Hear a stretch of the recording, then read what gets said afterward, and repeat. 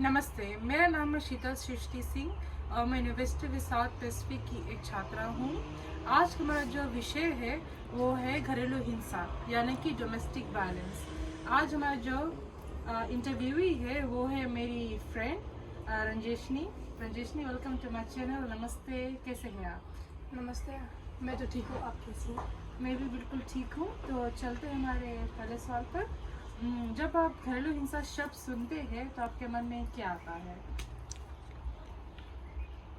घरेलू हिंसा जैसे कि जब आपके कोई फैमिली मेम्बर, आपके किसी फैमिली के सदस्य, उन पे मारपीट होती है। जब उनके आपके ही कोई फैमिली मेम्बर उन्हें मारते हैं, अपनी दूसरी फैमिली मेम्बर को, उन पे चिल्लाते हैं, उन्हें गालियाँ देते हैं और मारते भी हैं, फिज़िकली एंड इमोशनली उन्हें टॉर्चर करते हैं, उन्हें शारीरिक और मानसिक रूप से उन्हें हानि पहुंचाते हैं, वो है डोमेस्टिक वायलेंस।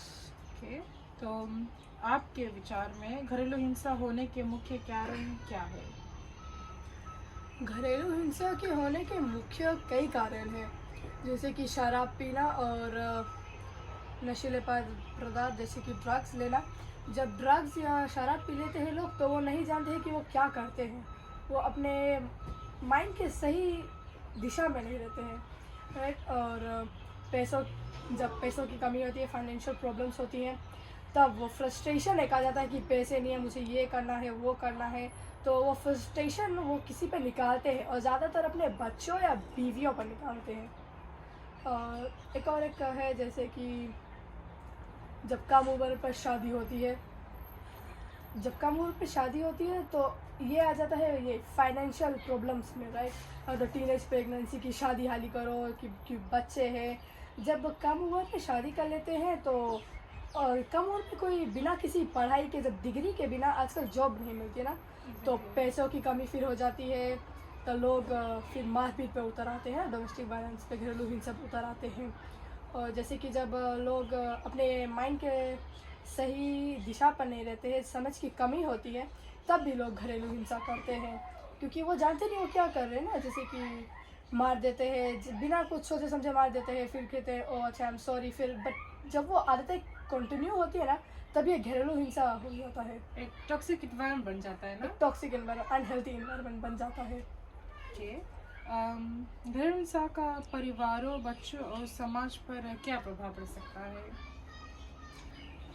फैमिलीज पे, परिवार पर जब ये आता है तो फैमिली में एक शर्मनाक स्थिति आ जाती है। लोग अपने हमारे फैमिली मेम्बर्स ना बाहर जाना बंद कर देते हैं, क्योंकि ना एक शेम आता है कि लोग बोलेंगे ना, कि हमारे समाज में बोलने वाले की कमी नहीं है, बोलने लग जाए कि ओ इसका बेटा ये करता है, गांजा लेता है, शराब पीने लगता है, काम नहीं करता है।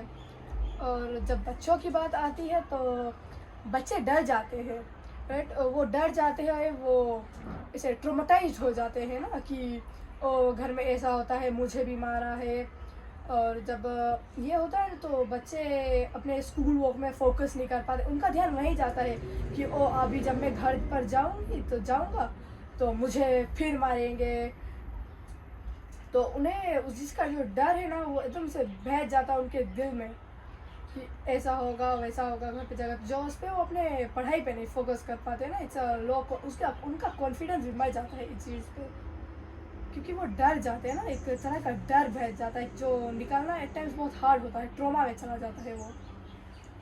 समाज पर जब ये आता है तो समाज में एक डर का माहौल बन जाता है ना, कि ओ अभी हम अगर इसे कुछ बोलेंगे, कुछ सही भी बोलेंगे तो गालियाँ देने लग जाएगा, लड़ने लग जाएगा, चिल्लाने लग जाएगा ना। तो समाज में लोग क्या करते हैं, ज़्यादातर कुछ नहीं कहते हैं जब इस पर आता है डोमेस्टिक वायलेंस पे, रहने दो, हमारे बस की बात नहीं है, हमारे हम क्यों बोले ना उनकी फैमिली में, इट्स नॉट आवर बिजनेस।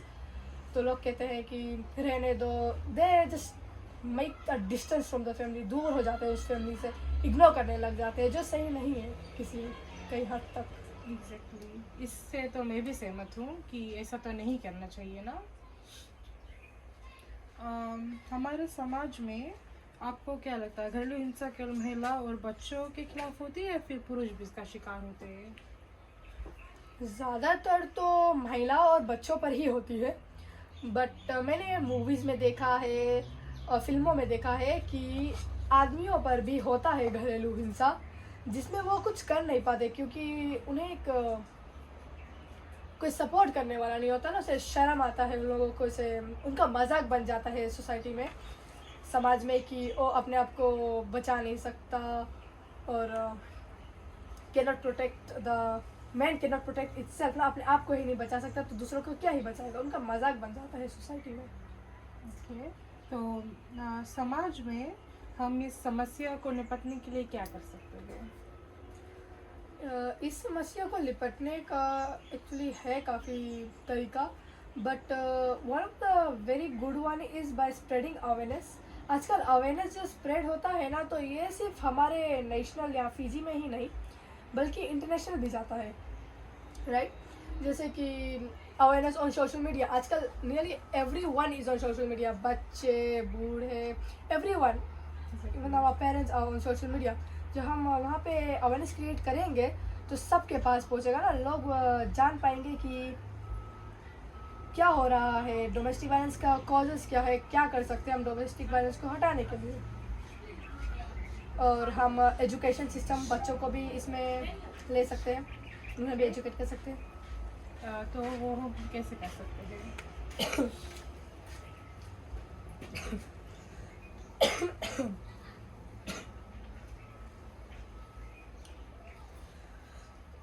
ठीक है। एक्चुअली बच्चों को हम जब बात करते हैं तो बच्चों को जब हम बताएंगे ना, तो घर पे जाके इस बारे में बात करेंगे तो पेरेंट्स को बोलेंगे ओ हमारे बच्चे सही कह रहे हैं ना किस हद तक। तो जब हम उन्हें बताएंगे तो घर पे जाकर बताएंगे and then parents will think oh यार इट्स अ गुड थिंग, तो वो और डेवलप होगा कि हाँ हम बात करें ना इस चीज़ में समाज में। ओके, एक्चुअली मैं भी इससे सहमत हूँ कि क्रिएटिंग अवेयरनेस जब स्कूल से शुरू होगा तो काफ़ी इफेक्टिव वे होगा वो, कि बिकॉज स्कूल में बच्चे जाते हैं, वो उन्हें एजुकेशन मिलता है ना, वो शिक्षित होते हैं एंड देन वो समाज में लाइक न्यूज़ स्प्रेड कर सकते हैं ना, नॉलेज स्प्रेड कर सकते हैं। तो इन अ वे अवेयरनेस से क्रिएट करने से ये शायद ये हम इस समस्या का सुलझा सकते हैं। और एक और तरीका जो लाइक मेरे मन में आया है वो मैं शेयर करना चाहती हूँ कि अगर आप किसी को देखते हैं कि जैसे वो डोमेस्टिक वायलेंस का शिकार हुआ है, तो उन्हें जो हमारे तो फिजी में तो वुमेन्स क्राइसिस सेंटर है, उनका हेल्पलाइन है ना, तो please report the matter the high authorities, या किसी को जानते हैं तो प्लीज़ उन्हें बताइए कि यह वो इस हेल्पलाइन पर कॉल करिए ना। सही बात है, हमें भी करना चाहिए, इसे सबको इन्फॉर्म करना चाहिए ना कि कहाँ पे हम जा सकते हैं अगर हम इस चीज़ का शिकार होते। ओके, सो ये आज हमारी वीडियो इंटरव्यू का तो हम समापन पर आ चुके हैं और मैं आपको दिल से धन्यवाद देना चाहती हूँ कि आपने अपना बहुमूल्य समय निकाल कर हमारे इस इंटरव्यू में शामिल होने के लिए आए हुए हैं। और मेरी तो सबसे यही आग्रह है कि अगर आप किसी को जानते हैं जो डोमेस्टिक वायलेंस का शिकार है, तो please report the matter to the high authorities, to the women crisis center। और हम सबसे यही कोशिश है हम सबकी कि सभी लोगों तक ये वीडियो पहुँचे, और हमारी तो यही कोशिश है कि हम अवेयरनेस क्रिएट कर सकते हैं अपने बच्चों को, पेरेंट्स को और सभी वर्ग के लोगों तक ये नॉलेज स्प्रेड कर सकते हैं कि घरेलू हिंसा के क्या कॉजेस है, क्या इफेक्ट्स हो सकते हैं और हमारे समाज के लिए कितना खतरनाक है। धन्यवाद।